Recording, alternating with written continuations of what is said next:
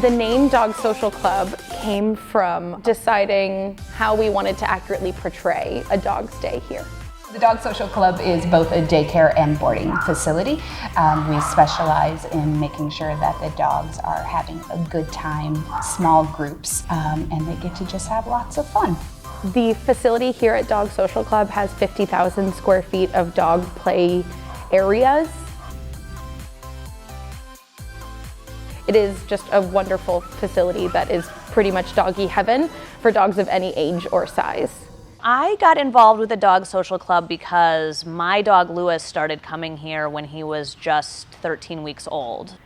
Well, I got involved with the Dog Social Club because our former dog Banjo had been going to the prior business and then to this business, and our current dog Doey we've brought here for a long time, and we care a lot about our dogs, and so the people who take care of them mean a lot to us.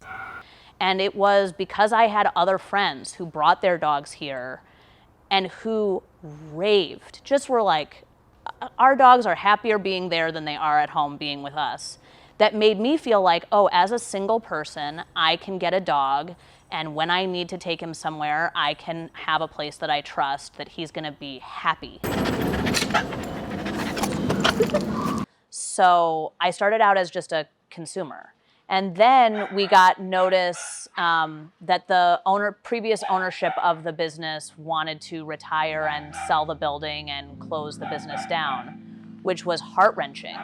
It was heartbreaking on multiple levels. It was heartbreaking to think of all of the workers who would be displaced and lose their jobs. And also it was heartbreaking to imagine not seeing all of these dogs each and every day. Yeah, it was an emotional time. I was scrambling. I was a little bit concerned about what I was going to do and where I was going to go.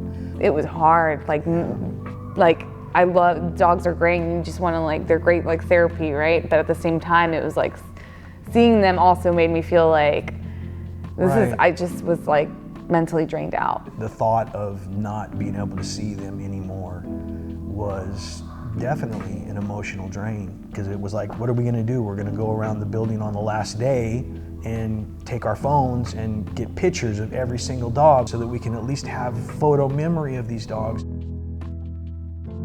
I remember one night I came to close and I saw this small dog named Lulu, and I just started crying because I was like, I'm not going to see you again.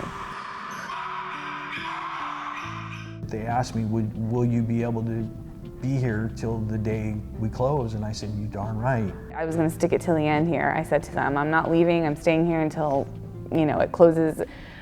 It just seemed impossible to accept that we wouldn't be able to continue caring for these dogs. There was a pretty fast and intense period of time when we learned that potentially the business was just going to be flat out closing. It was me, my friend Ray, and Katie and Lindsay basically first having an emotional conversation about how much we loved the business and wanted to entertain any possibility of keeping it open. We felt passionate about making sure that this place continued, and if possible in a iteration that was even better for the staff who take care of our dogs, and the managers too, who have seen this place through a lot of years and have managed it really well.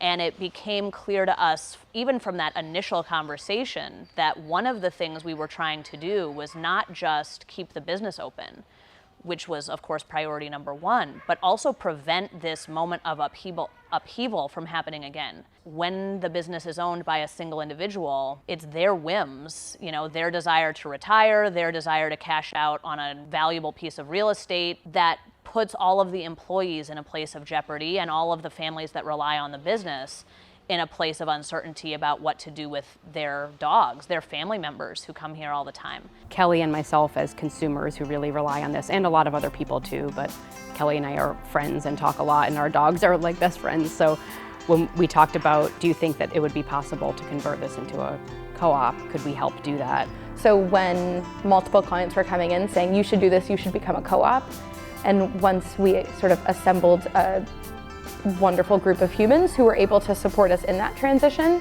I think it was all in, no-brainer with very little hesitation.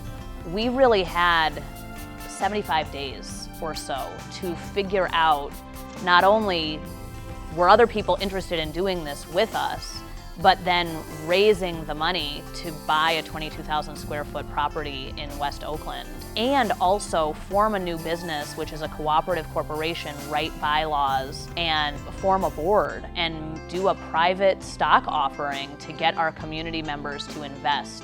It was an enormous amount of work. I remember conversations Kelly and I had about basically, we have nothing to lose. Let's just try to do everything we can to help and see if this can work. The worst outcome was what was already going to happen. So, which was that the business would go away. And I worked really closely with Katie and Lindsay to reach out to as many pet parents as we could to try to find people willing to invest in the purchase of the building and the business. I worked with an outside co-op attorney who does almost exclusively co-op law, and helped develop the bylaws. So the bylaws have things in them like the stock structure, profit sharing, a lot of the things that investors and other people are going to ask right off the bat. You know, how are profits shared, or the questions people have right away are often answered in the bylaws. Investors are not getting additional say in how we run the business by virtue of investing. So we had to make a really nuanced pitch to the people that we were asking to invest in helping us buy this building about why they should care about keeping it open for their own lives and their own dogs, and also the social benefits of investing in a co-op and helping the workforce build equity and wealth through their work. When Kelly got together with Lindsay and Katie, and there was a glimmer of hope, and we had so many clients that, you know, were helping and doing what they could, I was very, very excited, and then it was inspiration to do what we can to help. It was over 60 families ultimately that collaboratively invested to build enough capital to buy the building and the business. But that means we talked to hundreds to get 60 to say yes.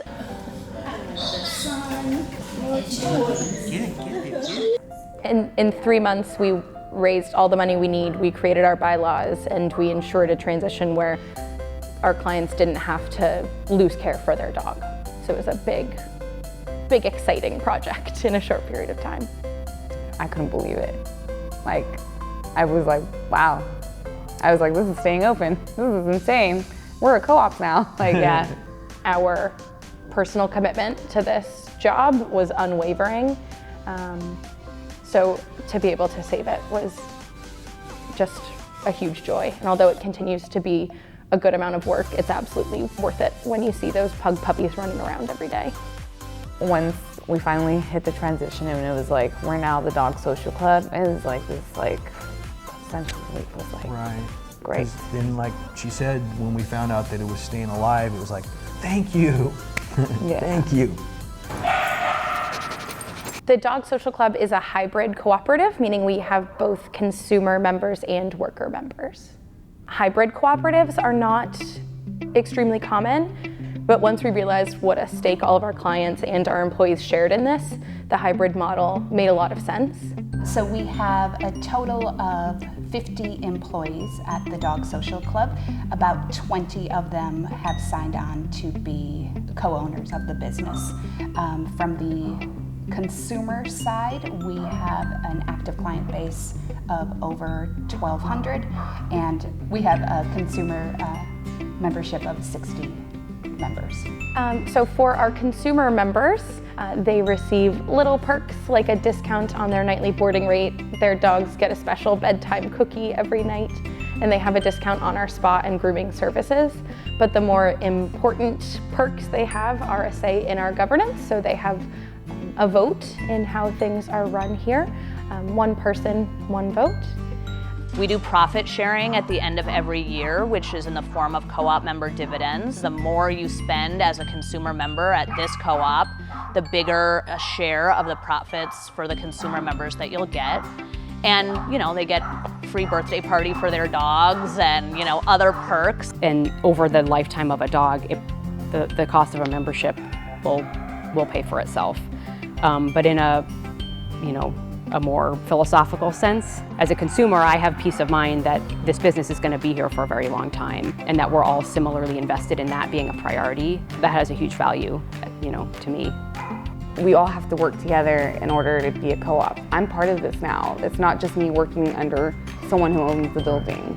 And I think that was for me, I was like, this is great. Like, we're a team. It's not just one person now who's, you know, directing us. It's like everyone putting their input, which I think is cool. I've never been a part owner of a company before, even if it's a limited capacity, still knowing that when I say I'm a member of a co-op, it means I'm really a part owner of the business. In the few months that we've been a cooperative, we've noticed a dramatic change in retention of staff. The staff are excited to be here, and they are really excited to have their voices heard. And for me, I think it's been a fabulous transition to know, I'm going to get emotional, to know that I have a voice. Let me collect myself.